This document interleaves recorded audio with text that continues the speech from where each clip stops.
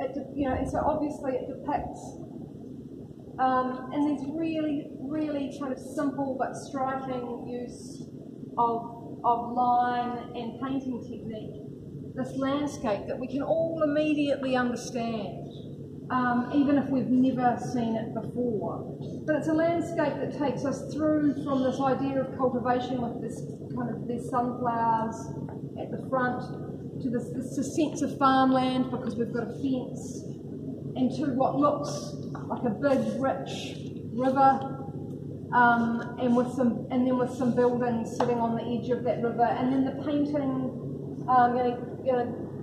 switches his painting technique up when he does the sky and the sunset using kind of a much more kind of textural and kind of almost gestural approach with the paint.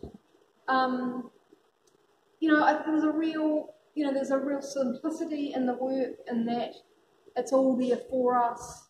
And that simplicity is also a huge part of its charm.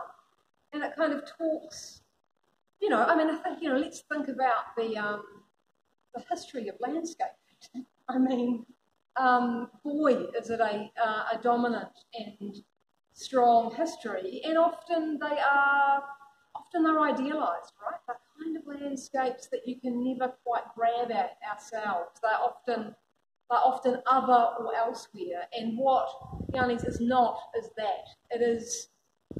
It could easily be the Waikato if we wanted to read that river as the Waikato River, but it could also be anywhere.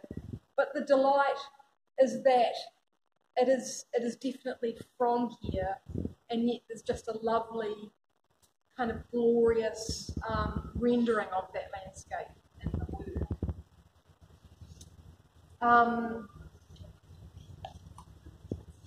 And so I've talked a little bit about Tim and also about Amanda Watson, and it's actually lovely having them side by side because they're two.